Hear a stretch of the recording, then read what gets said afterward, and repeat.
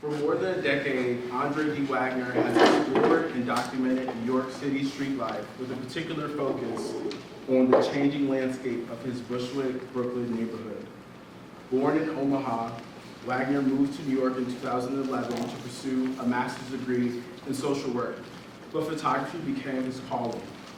Wagner's work and practice fits into the lineage of street photography that investigates the American social landscape and highlights themes of race, class, and social identity. He is also committed to the traditional photographic processes, developing his own black and white negatives and making gelatin silver prints in his personal darkroom. Really large, too. His photographs have appeared in a number of solo exhibitions and group shows in Los Angeles, New York, and North Carolina. He is currently editing a 10-year body of work titled New City, Old Blues. It is with great thanks to Yale Photo for making this possible. I can't really express the excitement and gratitude of how special it is to invite Andre here into the space. I look at Dre as a brother, a mentor, and a friend. And just to be candid, Andre and I met at the gym at Blink. I was living my Bushwick, Brooklyn life, and I had just moved back to New York, and well, no, that was a long time ago, but anyways, we connected there, and I think Andre was one of the first people within that community of artists, rich community of black artists in New York, who took the time to listen and to, connect, and has been, influential in me and my career. It's worth noting that his work ethic has a great deal of influence on me. He's also a great example, in my opinion, of someone who can't be really limited to a certain genre of photography. And I think that's something that I resonate and connect with him on. So yes, thank you all for coming. Feel free to ask questions. And let's give a warm welcoming to Andre Wagner.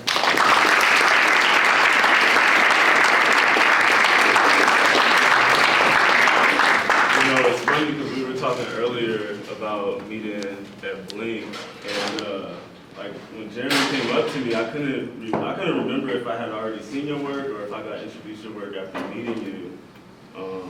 And it was clear right away that you have talent and you have something to say, and so it's just been great getting to know you ever since then. And I'd kind of be remiss if I didn't mention when Greer was applying to the program here, he actually wanted me to write a recommendation letter for him.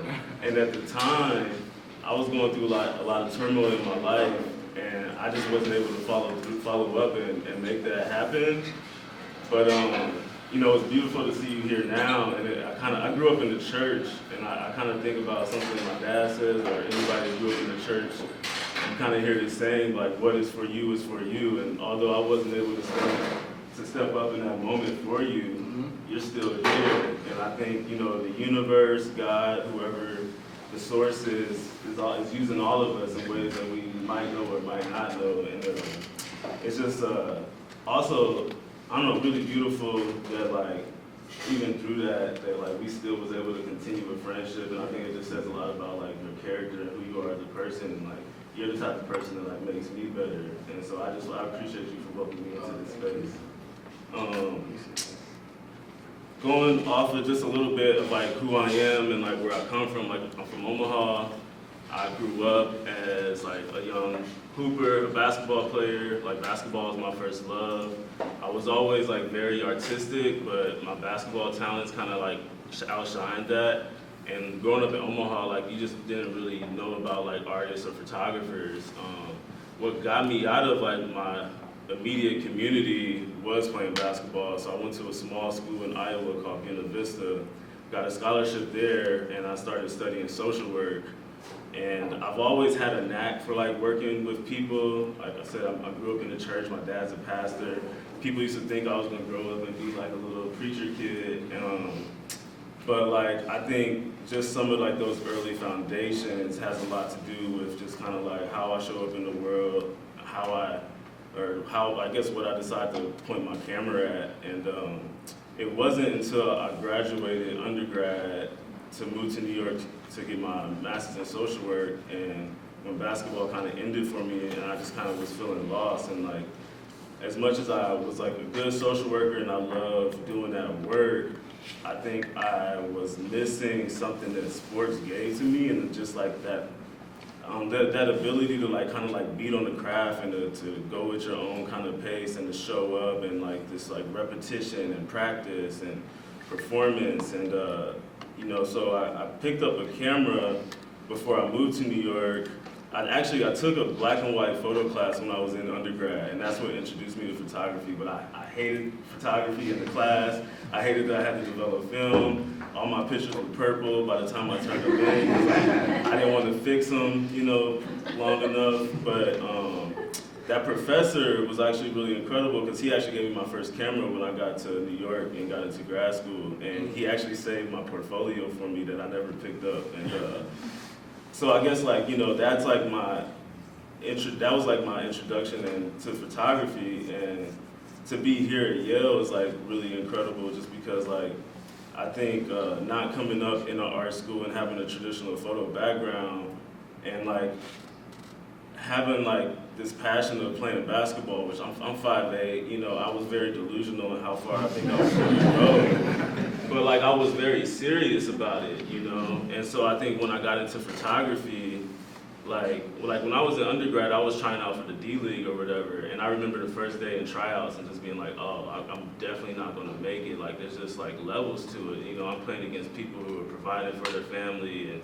who just have all kinds of things going on, and here I come in just thinking that like I just got it like that, and like just being so devastated in that moment taught me just so much. And so when I picked up the camera, you know, I just kind of like wanted to go the opposite end and like, who are the best photographers? Who did this? Who did that? And I don't even really think in that terms, especially when it comes to art, but I think it just in understanding the history of photography, understanding what's been done, who's done it, the ways that it's been done, the different voices that are out there, so that when I insert myself into like this medium, that I can kind of try to find something that's unique to me. And so like being in this space is just like really special, because like just the history of Yale Photo and all the great photographers, printers, the books that have come through here have been a huge part of just like me teaching myself about my own regard to photography.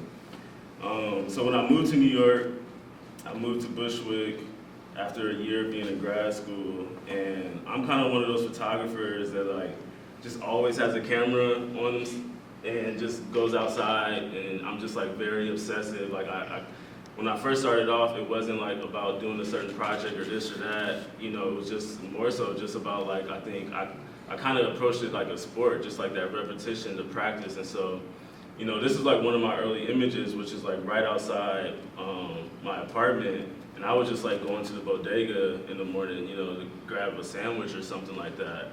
And it was like one of those early successes that taught me that like if I'm gonna be engaged in like street photography or just photography that just kind of happens out in the world, you never know what's gonna be presented to you. And just by having my camera, being aware, being present, I started to just make photographs in my very direct neighborhood that I felt like was getting at something. I think one of my earliest influences that were really important for me was Gary Winogrand, and I think his work really helped me just unlock the physicality that photography can have. And as an ex-athlete, a lost athlete, that was something I was desperately needing. So it was like now, you know, I can be on the streets and I can be trying to make photographs that have all of these deeper layers to them, but then like just on a pure like, I don't know, being in your body, not being flat-footed, just understanding just like the possibilities. Like Gary Winogrand unlocked a whole new world for me, you know?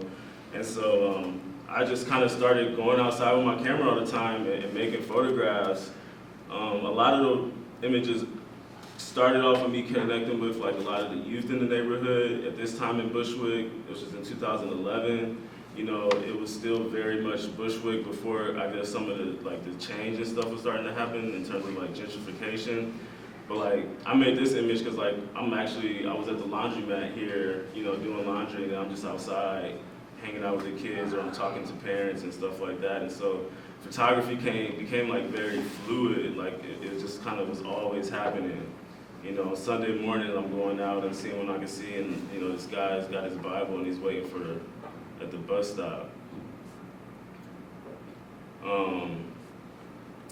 Just thinking about, like, I don't know, like not being flat-footed and like running into the middle of the street to try to see if there's an opportunity to make a photograph. And I think this image also is just like started to help me think about just like my place in the community, like who I am as a black man, as somebody who's not from Bushwick. I think having a background in social work made me think, like, when I first started to go out into the streets, is like, what is my responsibility to these people and to this place, you know? And not necessarily that I didn't know what that answer was at the time, but I think by just having that question and that thing ruminating in my background, that allowed me to kind of like possibly like figure out what that answer might be or where that could lead me. Thinking about like the history of photography, I'm thinking about, like, when I see this image, I kind of think about Chris Killip and like the work that he would make in Wales, and like he would photograph these ships and stuff like that, and like it kind of got me thinking about like what's photographic, especially when it comes to black and white and silver, and also just like how well he described the place. And so I started looking at the train platform on Broadway, which is the main street in my neighborhood. I'm like, how can I use the train as almost like a statue that kind of like grounds you into like where you are? And so I kind of just started thinking about that like in the images. And also like Winogrand, photographing with a 28mm lens. Early on, I remember like I had no money, and when I was able to buy my first Leica, I started with Nikon L, so I bought my first Leica and I bought a 28, and I hated it. I was so mad, just because like I wasn't used to the rangefinder, and I just learned really quickly that the 28mm is not a forgiving lens. Like it literally shows you everything, and so that's when I started thinking about like, okay, like sometimes a great photograph or a photograph that has order or has balance has a lot to do with where the photographer is standing. And so I was kind of stuck with this 28, and so it forced me to just kind of think more about like, where is my relationship in like to my subject or to the people, like how close I am, or how far away, like how much I'm including in that frame. A lot of times I would just be walking back and forth on Broadway, just back and forth. Street vendors would become my friends, the bodega shop owners would become my friends. And that kind of just helped me, I think, what I say is just like blend into the fabric of the community. So that gave me, I guess, the autonomy or a little bit of the authority, or maybe help me blend in to photographing life as it happened. Because if I'm here talking to like a street vendor and then somebody else walks by, or Charles is here greeting all the women that's going to work in the morning, it kind of just becomes this thing that's happening. It's not like, hey, can I get your photograph? But it's just like, we're laughing, we're talking, and I'm just snapping. And that's a lot of times how I would like make a lot of photographs. This kid, Cedric, used to live across the street from me, and at this time, Cedric was probably like 9 years old, and there was just something about, I think I seen a lot of myself in Cedric, and so I really kind of just started gravitating towards him and started photographing him anytime I could. This was just like an early image like that we just made. I think this is in 2013, just right outside of his stoop. And then we ended up making this picture in 2020, right as the pandemic started happening. And like over this time, me and Cedric are growing our relationship. I know his family. And I just think this is just like an interesting, like how we recreated this image and like how he's representing himself now as a high school age boy, covered up with the earbuds and stuff. And here it just seems like so tender and so open. He's always just very easy to photograph. Like sometimes I would just run into him after school. Sometimes he would literally come across the street and be like, hey, Andre, can you come outside? And like, I'm a 30-year-old man, and he's calling for me like I'm a kid, but like I would just be out on the block with everybody, And I think it took me a long time to kind of understand, I think, why I photographed youth so much, and particularly black boys in my neighborhood. I think, I don't know. I think initially it was what's right there, but then like obviously on the back end of that, there's probably like a lot of psychology going on, and especially specifically with him, and how I see myself in him.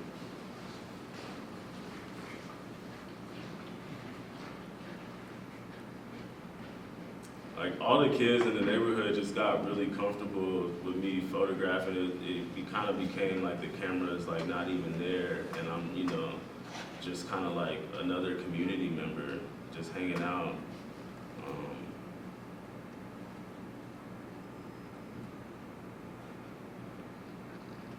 This is his brother dunking on Cedric.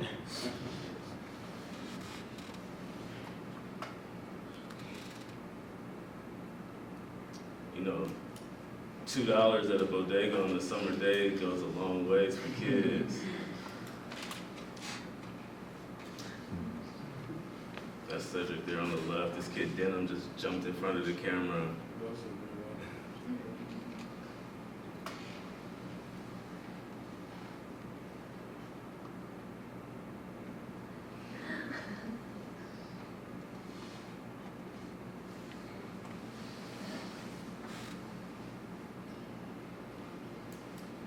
Sometimes I would go by Cedric's school and I would catch him after school, or I end up meeting some of his teachers and his mentors, and I photographed him at school for a little bit.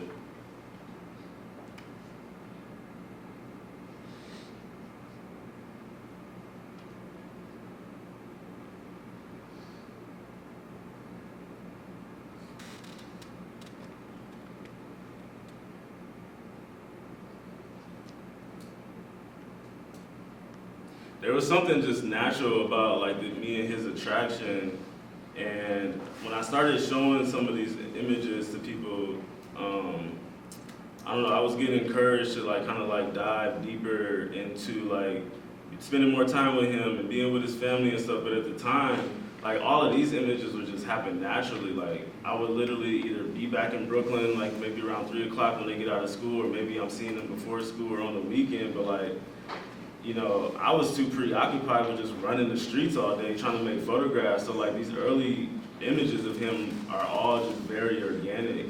It wasn't until later on until I started spending like more time with him. I think at the time when I was getting some of like, I don't know, like that advice or critique or whatever, I think I was just too preoccupied with just like my obsession with photography as a whole. And I also just feel like I didn't want to get pigeonholed into like telling like some specific story that somebody else wanted, or I didn't want to do something that didn't feel like it was like I was ready for, I didn't want to do. And so I always just, I don't know, I wanted to obviously make work that's going to land, and but I also just wanted to be very true to like myself and like our relationship.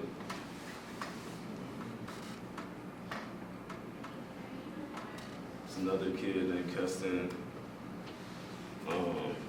This is Denim. You know, it's just like sometimes I think of with photography, I think a lot about perception and just like you know, what's the language of photography, and just like even just like this low angle with this tank top hanging off, and you know, the beat up tank top, just kind of thinking about like the black body and how fragile this little boy is, but like how the world doesn't really see him as a fragile boy, you know.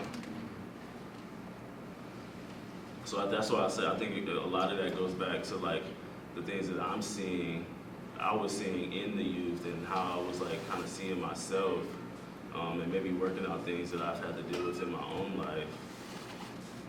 You know, sometimes I would be at a bus stop and I would just like have a conversation, and I would ask for a straight up portrait, or I would just be in conversation and I can get an image like this. It's not like I'm always just photographing and keeping it moving. Like sometimes it's more of a dialogue that happens. You know, the American flag pops up a lot in my images. You know, clearly influenced by Robert Frank, you know.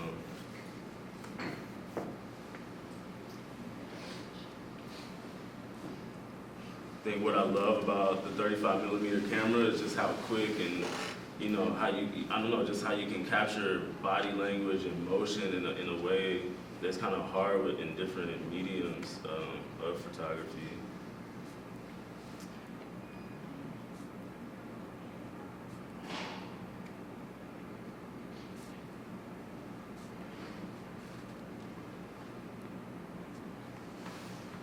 Like, this is the image. I remember these girls, it was on a Sunday, and they were walking by just looking so fabulous with like their McDonald's and ice cream or whatever.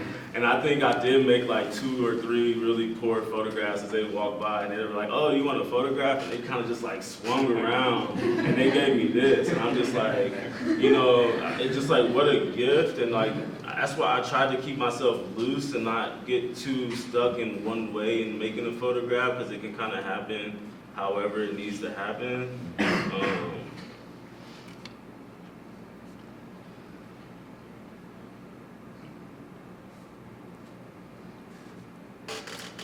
I remember this day, like, you know, being a street photographer is tough, because like some days you go out there and you don't get anything. A lot of days you go out there and you don't really get anything worthwhile.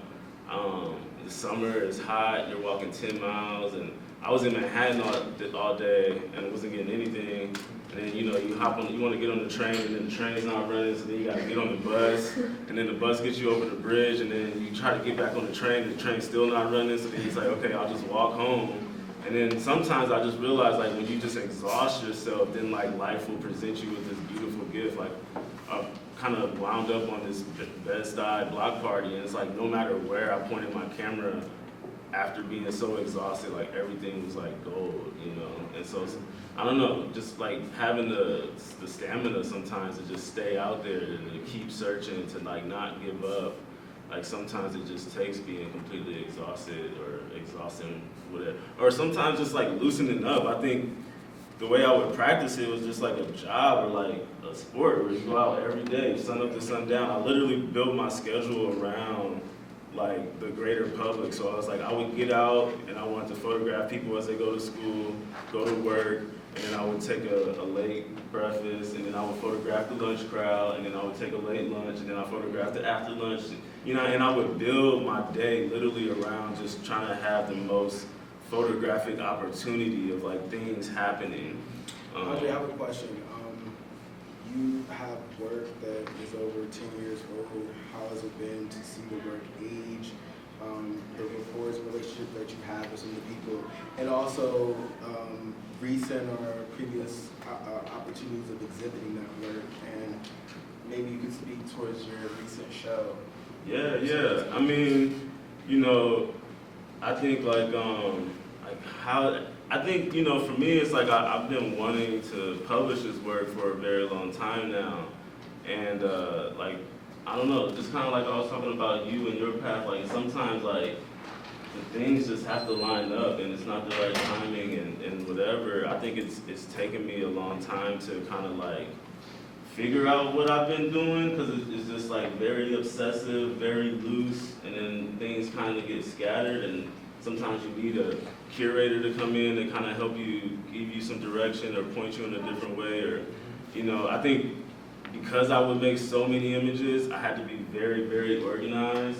And like sometimes you get so organized that like it's hard to see the breadth of the work, and you keep everything chronological or in this order or in this box.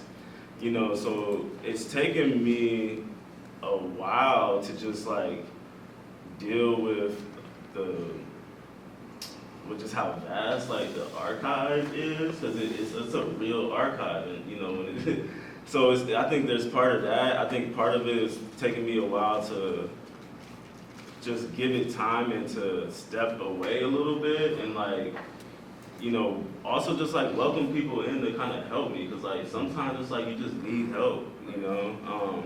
And so there's been like a couple great curators that's really just helped shape things up, because I'm just so like everything needs to be tight and this and that, and then like they come in and like mix up all the boxes, and I'm like, whoa, like actually, you know, this is way better than anything I could ever thought of, and that's kind of helped me even more find my voice, or like what the work it is that I'm trying to make. And how many boxes of like film and archive would you say that you have? I mean, I think like from like 2013 until like probably the pandemic, I just very like obsessive, like easily like 100 rolls a month. Like, so it's a lot, you know what I mean? And then it's all little pictures, you know? And so even just to have the stamina to like actually edit and look at contact sheets, or to like try to like find somebody who has the stamina to like want to actually go there with you. Because I think, I don't know, I feel like a lot of times like I would just like talk to people about work, and like people just wanted like 10 cute pictures in a bow, and I'm like, that's not who I am and that's not my work, you know? And so sometimes you just gotta like, I don't know, just try to figure it out. Like I don't know if there's like one way of doing it, but like it's been a journey, you know? And then it's like your own shit that you're dealing with as an artist, as a photographer. I think we block ourselves in a lot of ways. Our environments can block ourselves. People that are close to us could be blocking us. Like, it's a lot, like Personal. being as an artist and trying to like find that voice. But I wanted to kind of get into like, so I started into my neighborhood. I was talking about, you know, the subway system. I lived on Gates in Bushwick, and then like right outside the subway system was this community garden called the Secret Garden. And I did some research and found out this woman named Ms. Hansley from North Carolina moved to Bushwick on the street, started the community garden, and she started it to be able to just like feed people in the community, you know. When I moved there, she was no longer like, they weren't gardening produce anymore. It just ended up being a place for people to commune, and in that neighborhood there's nowhere to sit amongst a tree or amongst grass or anything. Like maybe 2 or 3 years after I moved there, the garden got bought out by a hardware company that's next door, and then I just kind of naturally started photographing it as time went on. And so like when you stand on the train platform and you look down, you can see the garden. And then like early on too, I always like loved this butterfly that's on like the left side of the frame, so I tried to keep that like in my frame when I was making images. But just photographing like this space, because like this is like where I would be walking back and forth all the time, and so just this barrier just really changed the dynamic of the life on that street, the people that would set up shop. Like it kind of just changed like how it felt. It got very dark, you know what I mean? Like not a lot of light is being drawn there. So that this is like another thing that started to become like a language for me in terms of like trying to document this neighborhood and like what's happening there.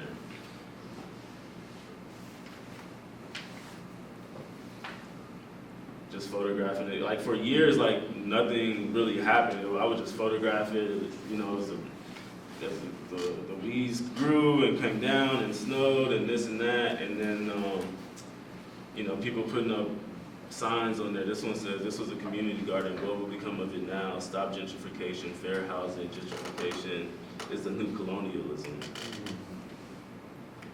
And then, so I made this image, which I believe needs to be explained. And like, I think, you know, as somebody who's like a photo purist and just has such a high regard to the photograph, and I try to work so rigorously to just like make a photograph on its own, like sometimes like, you know, the image just needs more. You know, during 2020, when George Floyd was murdered, I don't know, a couple days into the protest, I was gonna go make my way into the city to photograph the protest. I get at the top of the platform. This is the first time I had ever seen anybody even standing on this land. And basically, like, I started making a couple images. These guys got really upset. This guy right here with the hard hat basically just like picks up this like iron rod, and he takes it and looks at me, starts shooting it like it's a gun. You know, this is right in the height of everything that's happening. And like, you know, I think spiritually, emotionally, I was already just feeling so heavy making my way into the city, and then to like have this happen, you know, on this plot of land, which I consider to be sacred, in a time of such unrest, and like to make fun of like my life or black life, you know what I mean? I ended up not even like, I think I went into the city, but I was just so distraught. I don't even think I ended up ever photographing any of the protests. I think I like sat in the park and was like talking to a friend, you know, just literally just kind of on the phone crying just because of all the emotionality of like everything that was happening, you know, just in that moment. And then just kind of back to regular, like nothing happening. And then I think 2021, they started clearing it out. And now it's like, you know, being built up, and like just how violent I think like this just feels like when you have like a little bit more context. And I think that's what I realized I started kind of struggling with sometimes with photographs, because it's just like, you know, I don't know, I guess there's a time and place for everything. It's like sometimes people know my images, they know my street photographs from New York or Instagram and this or that, but they might not, like Instagram or sometimes the internet's just not even a place for like, to really kind of like build out this world and to build this context that you want, you know? And that's why I love to be able to be in dialogue sometimes, or just like you're saying, like when I have my exhibition and stuff, because then I can really get into like more of the meat and the fabrics and the through lines that it connects, like the community garden with the people on the streets and the youth, and how I even insert myself in it, because I feel like this work is like autobiographical, but then I also think it's historical, you know, autobiographical in the sense of like that's many, that's just like me, my experience and my community's experience, but historical because like this is a real neighborhood, this is a real people, this is a real time and place, you know what I mean? And so I think like what is history without the two? It's like we can have like facts and numbers, but if you don't have a real life experience to put into that, it kind of like you don't have a lot to chew on, you know? So I see that word kind of residing between the two, or this word.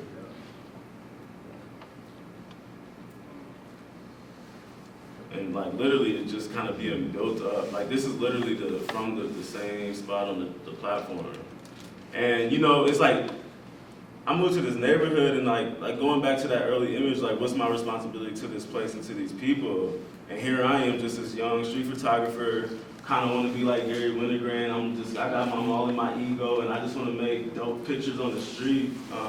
But by like honoring the medium and trying to honor myself, like I never, and like understanding that, like I go back to Chris Killip, like if I didn't look at those images, it probably wouldn't have led me to something like this. And so it's like being steeped in the history to give myself knowledge to understand like how can you speak as a photographer, how can you have agency as a photographer. And these are the things that started to floor me, because like I never really thought I could make like landscape or skeety photographs, but it naturally just happened by a way of like eating on the medium, you know? Like all of the life that I would photograph is like now, it's just the whole landscape is just starting to change. So then like, you know, now we're on the subway, going back to my weird compartmentalization. Like this sign on the subway says he's a nigger, you know, and just thinking about like being in this body, what's this like to be in this community, what's this like. I always had this weird relationship with being, which I call at home, Brooklyn, Bushwick, and then like being in the city, and then like you know, it always was such a stark contrast to me physically, emotionally, how I felt, and you know, kind of even going back to just like the early photographs of the kids in my neighborhood, and I realized like the city kind of became this metaphor for how I felt in different places in my life, maybe like in college, where I grew up in a black neighborhood, you know, went to black schools, and then I go to college and I'm at an all-white school. I played on the basketball team, but for 2 of those years, I was the only black basketball player on that team. And you think about a basketball team like that, it's crazy. So I just realized the city can like be this metaphor for something that I personally went through, or something that like feelings that I had felt through an experience, that I can use the city to kind of like, I guess, deal with my own personal traumas and histories or whatever, but like through photography, you know what I mean? And that brought me to like perception. It's like, how do I perceive the world that I'm like, you know, some like my homie who's a white photographer be on the subway right next to me and not see this image, because we have 2 different lived experiences in the world. So I just started to find my power just like through where I had been, what I had felt, And I feel like that started to give me a voice as a photographer, you know what I mean, as an artist.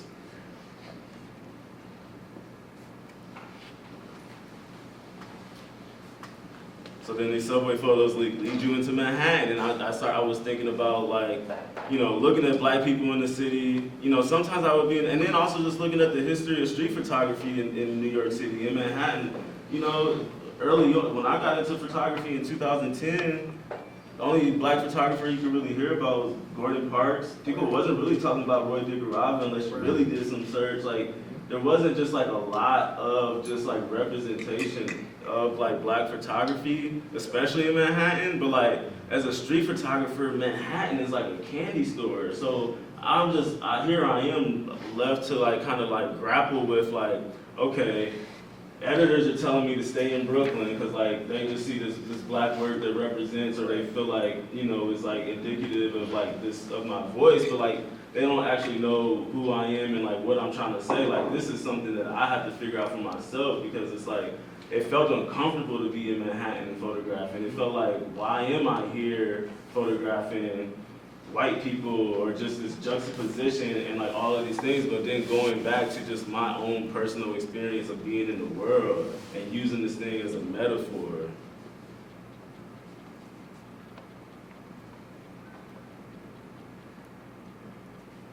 Thinking about how some people seem so free in their body and some people seem literally just closed in, you know?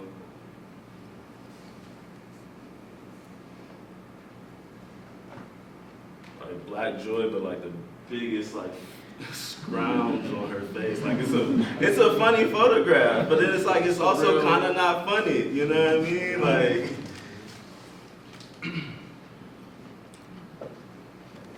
And I feel like we'll have time to speak about it, but you mentioned Gordon Parks, and I would love to just hear a little bit more about how you were a resident. Yeah, this photograph was huge for me. I think I made this image in like 2018, and I think this is just one of those images that gave me like a big sigh of relief, because it was just like... Why? Well, I mean, I've always loved like that Frank, like, you know, that Frank photograph in like New Orleans where everybody's just in the crowd and like the image has a dance to it, you know what I mean? But then like, I don't know, being able to like make an image that you feel like is representative of you, but also kind of just dealing with the complexity of like what photography could be. It's like, you know what I mean? Just trying to hit these different notes or whatever. And I think just personally how I felt about photographing in Manhattan, I think this image was like, there's the one image why I'm in Manhattan, like this is the one that just like released some of that pressure. So like you know what I mean? Like to just kind of like give me free reign, like yes, I deserve to be here, yes, I have something to say here, yes, I'm gonna point my camera wherever the fuck I wanna point it. Right. You know what I mean? It just gave me that agency.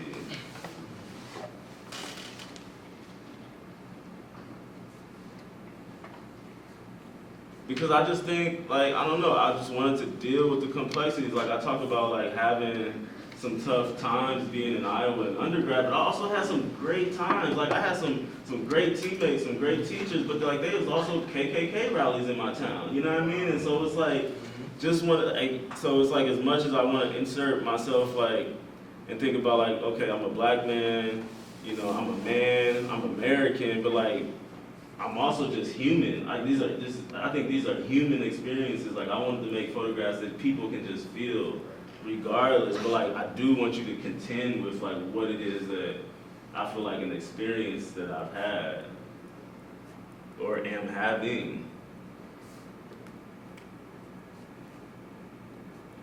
You know, I think being a black person, photographer in a photography space, trying to work in the lineage of street photography, understanding like that history and just like having knowledge, it's also, it empowers you too, because it gives you a sense of like, it's not just about me, you know what I mean?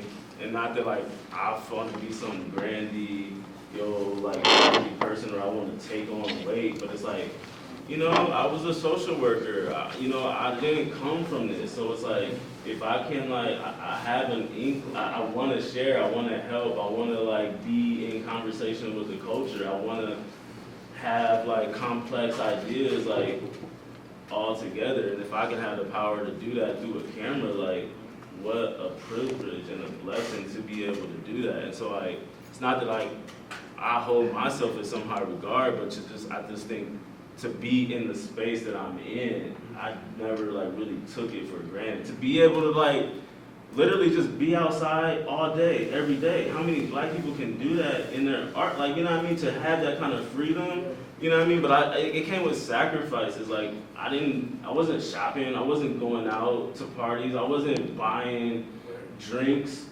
because I was buying Tri-X, because I wanted to be out, literally, I wanted to free myself up, because like, how can you be a witness? How can you dig into like all of your own nuttiness if you don't have freedom?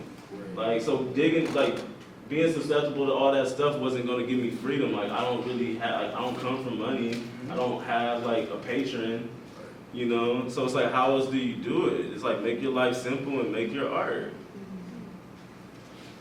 And then just quickly, like, this kind of leads me into some of like, I don't know, like early, like just like self-portraits and stuff I was making. I think, you know, being out in the world and making photographs of people, then I come back in my studio, in my house, and I started photographing myself, especially like, I think like in 2020 a lot, but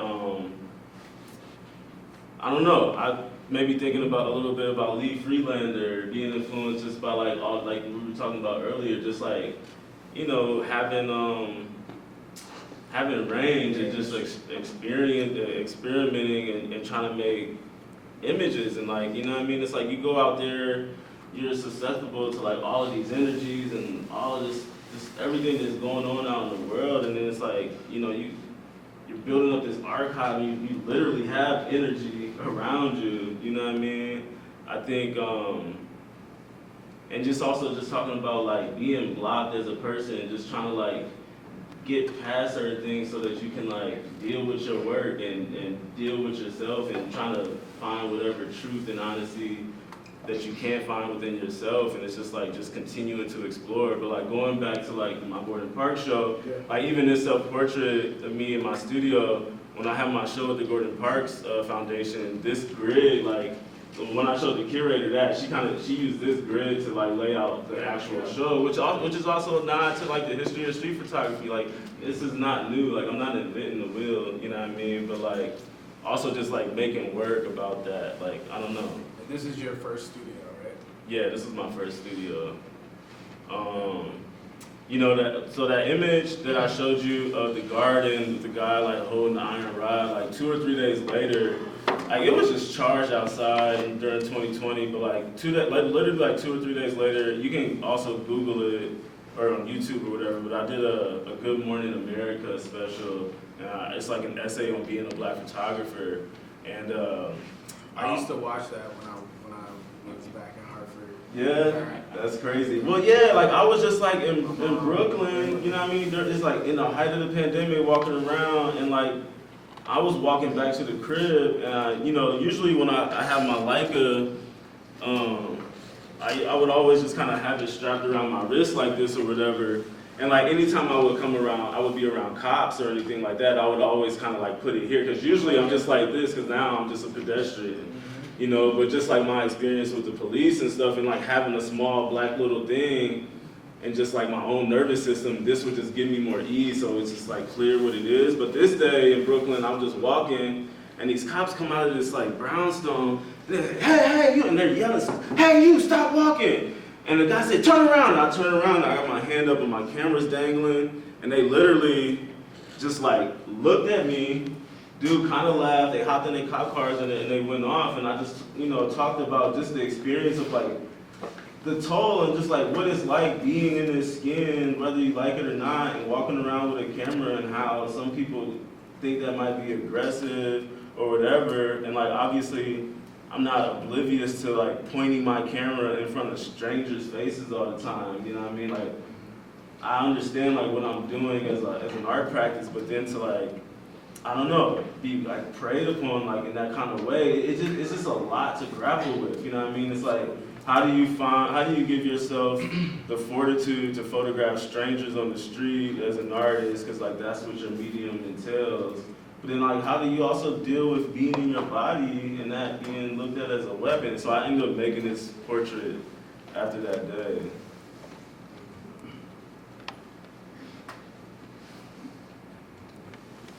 And so like, yeah, the studio just becomes a safe space. You know what I mean? Is that a mask? Yeah. Okay.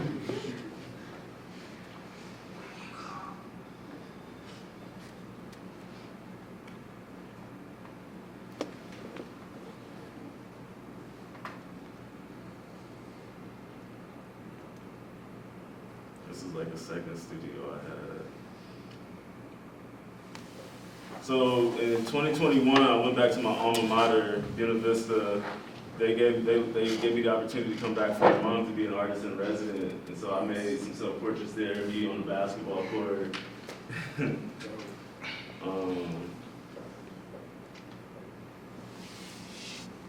I made this portrait there. I feel like when I saw this work, it felt like you were going through a shift. I saw you change. You were shooting square. You seem to be expressing yourself in a way that I was going through a shift, you know what I mean? It's just like, I think this is in Iowa. I mean, the day I moved into the studio I'm in now was like the same month I got the Gordon Parks Foundation Fellowship, and it was also the same month I started going through a divorce. Right. You know what I mean? And so I think just turning the camera on myself naturally started to be, like, going through a divorce is like, it's really hard. And like, I'm the type of photographer where I would be on the streets. I would go out and photograph if I'm happy, if I'm sad, if I'm mad or whatever. But then there's just like certain types of turmoil or life experiences that just kind of floor being happy or sad. Like it just hits like a different dimension. And I just realized that like, it just started feeling like I didn't have the energy to be like approaching people in that kind of way. Like I was just very dark, you know what I mean? And so I think that's when I started spending more time in the studio and I started photographing myself. And started making different work, you know, and it's like I didn't just stop shooting, but it just wasn't, I mean, nothing lasts forever, things shift, but I just wasn't working in the way I had been working for like that concentrated like 8 years of a time or whatever. You know what I mean? You gotta dye your hair blonde. I remember when you did that. Bad boy He was at the Dre. gym.